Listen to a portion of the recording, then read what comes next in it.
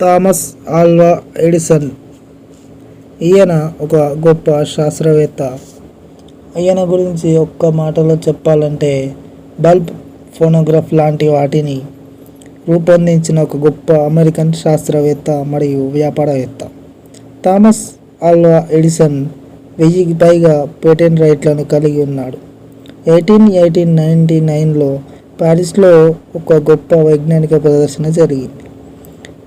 అందులో 90% పైగా వస్తువులు థామస్ ఆల్వా ఎడిసన్కు చెందినవే కావడం విశేషం. ఇక ఈయన అమెరికాలోని ఓహియో రాష్ట్రానికి చెందిన మిలన్ అనే ప్రాంతంలో పుట్టాడు. మిషిగాన్ రాష్ట్రంలోని పోర్ట్ హ్యూరన్ అనే ప్రదేశంలో పెరిగాడు. తండ్రి శామ్యూల్ ఆగ్డెన్ ఎడిసన్ 1804-1896, తల్లి నాన్సీ మాథ్యూస్ ఎడిసన్ 1810-1871. వీరికి ఈయన చేరి సంతానంగా చెప్పవచ్చు. ఇతని కుటుంబం డచ్ వారు. ఇక ఈయన 10 ఏళ్ల వయసులో ఉన్నప్పుడు థామస్ ఎడిసన్ సొంతంగా లాబొరేటరీని ఏర్పాటు చేసుకున్నాడు. థామస్ ఆర్థికంగా నిలదొక్కుకోవడం కోసం రైళ్లలో న్యూస్ పేపర్లు, స్వీట్లు అమ్మేవాడు. ఈయన ఈ వయసులోనే టెలిగ్రాఫ్ నమూనా యంత్రాన్ని తయారు చేశాడు. 1861లో సివిల్ వార్ ఉన్నప్పుడు ఎడిసన్ గ్రాండ్ ట్రంక్ ఓరల్ అనే న్యూస్ పేపర్ను నడిపాడు. ఈ సమయంలో ఈయనకు ప్రమాదవశాత్తు చెవుడు వచ్చింది. రైల్వే బోగీలో లాబొరేటరీలు పెట్టి ప్రయోగాలు చేశాడు. పొరపాటున అగ్ని ప్రమాదం జరగడంతో ఈయనను దూరంగా ఉంచేశారు. 1862లో ఎడిసన్ ఒక స్టేషన్ మాస్టర్ బిడ్డను ప్రమాదం నుంచి కాపాడాడు.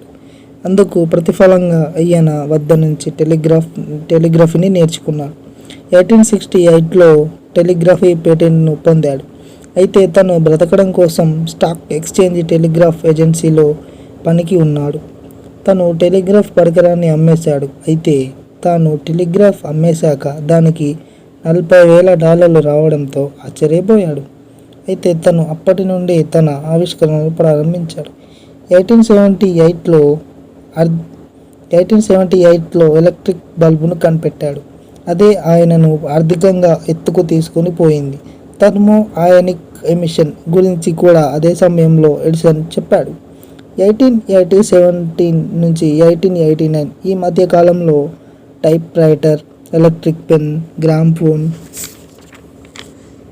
మోషన్ పిక్చర్ కెమెరా లాంటి ఎన్నెన్నో ఇతను రూపొందించాడు. 1931లో చనిపోయే వరకు తన సరికొత్త ఆవిష్కరణల కోసం ఆరాటపడ్డాడు. ఈ వీడియోని ఇక్కడ దాకా చూసారంటే మీకు నచ్చే ఉంటుంది. ఈ వీడియో మీకు నచ్చితే వెంటనే లైక్ చేయండి, షేర్ చేయండి, కామెంట్ చేయండి. మరిన్ని ఆసక్తికర ఇలాంటి వీడియోల కోసం ఈ ఛానల్ని సబ్స్క్రైబ్ చేసి గంట కూడా కొట్టండి.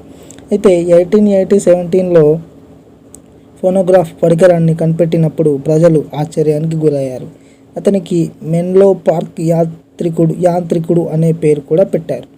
1871లో డిసెంబర్ 25న 24 సంవత్సరాల వయసులో ఎడిసన్ 2 నెలల ముందుగా కలుసుకున్న 16 సంవత్సరాల మ్యాడీ స్టిల్ వెల్ను పెళ్లి చేసుకున్నాడు. వీరికి 3 సంతానం. ఇక ఈయన గురించి ఒక్క మాటలో చెప్పాలంటే ఈయన ఒక మేధావి మరియు ఈయన ఒక ప్రేరణ. 90% పరిశ్రమలు అనే నాందికి నిలువెత్తు నిదర్శనం థామస్ ఆల్వా ఎడిసన్. ఇక ఈయన Baldwin Neil Edison inventing the century, Hyperion PP 325 ISBN O78686041-3. ఇది థామస్ ఆల్వా ఎడిసన్ యొక్క పూర్తి చరిత్ర. ఇలాంటి మరిన్ని వీడియోస్ కోసం ఈ ఛానల్ని సబ్స్క్రైబ్ చేయండి, లైక్ చేయండి, షేర్ చేయండి, కామెంట్ చేయండి.